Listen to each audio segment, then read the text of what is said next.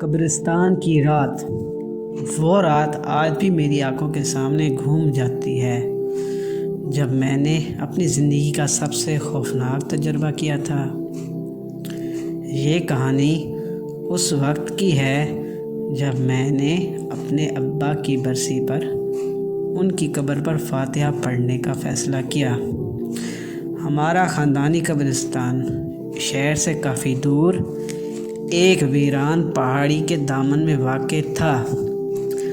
لوگ کہتے تھے کہ یہ قبرستان کئی صدیوں پرانا ہے اور یہاں کچھ مہمان رات کے وقت آتے ہیں۔ رات کے تقریباً 9 بجے تھے جب میں قبرستان پہنچا۔ ہوا میں ایک عجیب سی خنکی تھی اور چاند کی روشنی بادل کی اوٹ میں کبھی چمکتی کبھی غائب ہو جاتی تھی۔ میں نے اپنی گاڑی سے اتر کر قبرستان کے بھاری لوہے کے دروازے کو دھکا دیا۔ دروازے کی کھڑکھڑاہٹ نے میرے جسم میں ایک لرزش پیدا کر دی۔ پھر بھی میں اندر داخل ہوا۔ ابا کی قبر ایک بڑے پیپل کے درخت کے نیچے تھی۔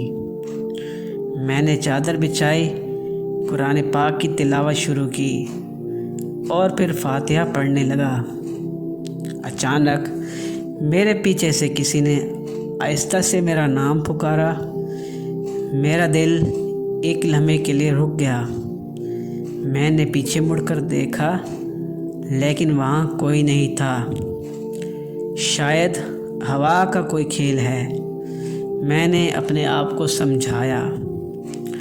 تھوڑی دیر بعد میں نے ایک عجیب سی آواز سنی، جیسے کوئی ریت پر پاؤں گھسیٹ رہا ہو۔ میں نے سر اٹھایا تو دیکھا کہ دور ایک سفید لباس میں ملبوس عورت کا سایہ قبروں کے درمیان سے گزرا۔ میرا جسم ٹھنڈا ہو گیا۔ وہ عورت ایک قبر کے پاس کھڑی ہو گئی اور مجھے گھورنے لگی۔ اس کی آنکھیں بالکل کالی تھیں اور چہرے پر خون کے دھبے تھے۔ میں نے اپنی سانس روک لی۔ وہ میری طرف بڑھنے لگی۔ میں نے دوڑ لگانے کی کوشش کی لیکن میرے پاؤں زمین میں گڑے ہوئے تھے۔ وہ عورت قریب آتی گئی۔ اتنے میں ایک کتا زور سے بھونکا۔ میں نے خود کو جھٹکا دیا اور قبرستان کے دروازے کی طرف بھاگا۔ پیچھے سے اس کی ہنسی سنائی دی۔ وہ ہنسی نہیں تھی بلکہ کسی مرے ہوئے کی چیخ تھی۔ جب میں باہر نکلا تو مجھے گاڑی کا انجن خود بخود چلنے کی آواز آئی، جیسے کوئی مجھے جلدی جانے کا کہہ رہا ہو۔ گھر پہنچ کر میں نے دیکھا کہ میری پشت پر 5 انگلیوں کے نشان تھے، جیسے کسی نے مجھے پکڑنے کی کوشش کی ہو۔ اگلے دن جب میں نے قبرستان کے ملازم سے پوچھا تو اس نے بتایا کہ وہاں ایک عورت کی قبر ہے جو 100 سال پہلے اپنے ہی بچے کو قتل کرنے کی سزا پا کر مری تھی۔ لوگ کہتے ہیں کہ وہ آج بھی اپنی بے گناہی ثابت کرنے کے لیے رات کو قبروں کے درمیان گھومتی ہے۔ اس کے بعد میں نے کبھی رات کے وقت قبرستان جانے کی ہمت نہیں کی۔ مری کا سفر۔ رات کا وقت تھا، سرد ہوا چل رہی تھی اور آسمان پر بادلوں کی دبیس تہ چھائی ہوئی تھی۔ عمران، جو پیشے سے ایک ٹرک ڈرائیور تھا، اپنی زندگی کے ایک عام دن کی طرح مال لوڈ کر کے لاہور سے مری کی طرف روانہ ہوا۔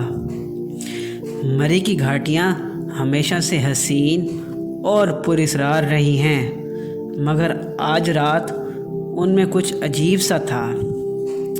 جیسے ہی عمران نے مال روڈ کے نزدیک پہاڑی راستے پر گاڑی چڑھائی، اچانک اس کے موبائل کے سگنل ختم ہو گئے۔ ارد گرد خاموشی کا ایسا عالم تھا جیسے دنیا تھم سی گئی ہو۔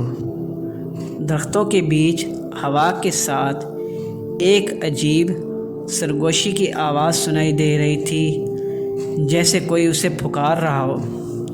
अचानक इमरान को रास्ते के किनारे एक सफ़ेद लिबास में लिपटी औरत नज़र आई।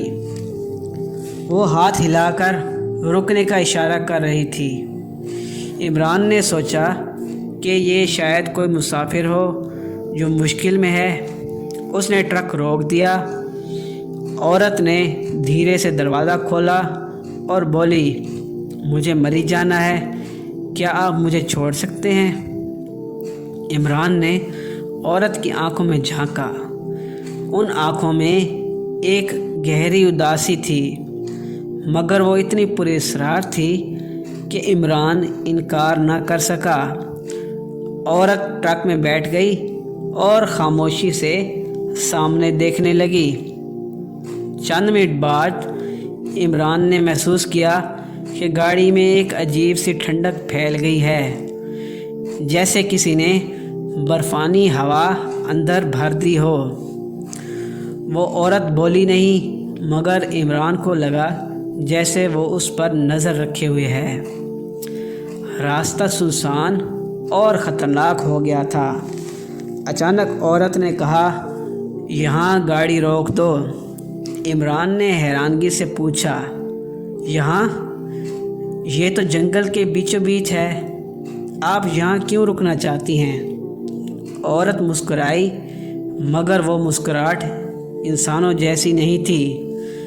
उसने इमरान की तरफ रुख किया और कहा, क्योंकि मेरा घर यही है। जैसे इमरान ने उसकी तरफ देखा, उसका चेहरा बदल चुका था। उसकी आंखें खून जैसी सुर्ख थीं और उसके बाल हवा में झूलने लगे। इमरान के जिस्म में खौफ की एक लहर दौड़ गई। उसने फ़ौरन गाड़ी का दरवाज़ा खोला और जंगल की तरफ भागने लगा। पीछे से औरत की खौफनाक हंसी की आवाज़ आ रही थी और वो कह रही थी, तुम भाग नहीं सकते, ये जगह तुम्हारी आखिरी मंजिल है। इमरान ने पीछे मुड़कर देखा। वो औरत हवा में तैर रही थी और तेज़ी से उसकी तरफ बढ़ रही थी। इमरान की सांस फूल रही थी। वो एक पत्थर से टकराकर नीचे गिर गया। उसके बाद क्या हुआ उसे कुछ याद नहीं। जब सुबह हुई तो मकामी लोगों ने उसे एक पहाड़ी के किनारे बेहोश पाया। वो मुसलसल कुछ बुड़बुड़ा रहा था। वो औरत मुझे लेने आई थी। आज भी मरी के रास्ते पर अक्सर लोग एक सफ़ेद लिबास वाली औरत को देखने का दावा करते हैं। इमरान कभी इस वाक़े के बाद ट्रक ड्राइविंग पर वापस न आया, मगर वो आज भी कहता है कि मरी की घाटियाँ जितनी हसीन हैं उतनी ही पुरस्कार और ख़तरनाक भी हैं। काले जादू का कब्रिस्तान। रात की तारीकी हर तरफ अपने पंजे गाड़ चुकी थी। चाँद बादलों के पीछे छुपने की कोशिश में था और हवा में एक अजीब सी सरगोशी गूंज रही थी।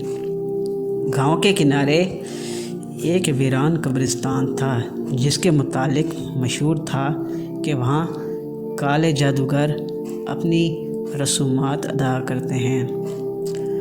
राशिद एक बेखौफ नौजवान था जिसे इन बातों पर यकीन नहीं आता था। उसके दोस्तों ने उसे चैलेंज दिया कि अगर वो आधी रात को कब्रिस्तान जाकर वहाँ की सबसे पुरानी कब्र पर सुर्ख धागा बांध कर आए तो सब उसे बहादुर मान लेंगे। आधी रात का वक्त था।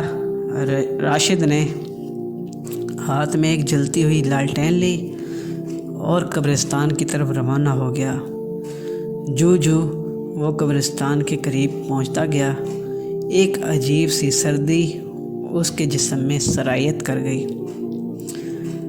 कब्रिस्तान के अंदर दाखिल होते ही ज़मीन पर बिखरी हुई सूखी पत्तियां चरमराने लगी, जैसे कोई उन पर कदम रख रहा हो। राशिद ने हिम्मत करके कब्र के करीब जाने की कोशिश की, मगर अचानक एक कपकपा देने वाली आवाज़ ने उसके कदम रोक दिए। यहाँ रुक जाओ। राशिद ने पलट कर देखा, मगर वहाँ कोई न था। उसने झुरझुरी ली और कदम आगे बढ़ा दिए। जैसे ही वो पुरानी कब्र के करीब पहुँचा, उसे ऐसा महसूस हुआ कि ज़मीन के नीचे कोई जुम्बिश कर रहा है। उसके दिल की धड़कन तेज़ हो गई, मगर उसने हिम्मत ना हारी।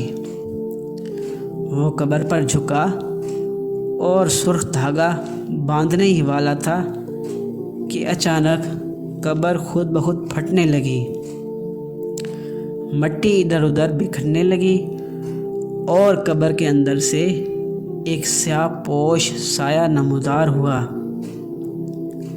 उसकी आंखें अंगारों की मानद थी और जो दहक रही थी, और चेहरा बिल्कुल स्याह था।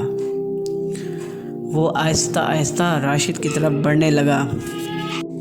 तुमने मेरे सुकून में खलल डाला है, अब तुम्हें भी हमारे साथ ही रहना होगा। राशिद की ज़ुबान गंग हो गई, उसके जिस्म से जान निकलने लगी। वो मुड़कर भागना चाहता था, मगर उसके कदम ज़मीन से जैसे चिपक कर रह गए। साया करीब आ रहा था और उसके मुंह से कोई पुरस्रार मंत्र निकल रहे थे। अचानक एक खौफनाक चीख गूंजी और पूरा कब्रिस्तान कांप उठा। सुबह जब लोगों ने राशिद को ढूंढने की कोशिश की, तो कब्रिस्तान में सिर्फ उसकी लालटेन ही मिली, जो अभी तक जल रही थी, मगर राशिद का कोई सुराग न मिला। कहते हैं कि जो भी आधी रात को उस कब्र के करीब जाता है, वो कभी वापस नहीं आता, और रात की तारीकी में आज भी कोई सरगोशी करता है, यहाँ रुक जाओ।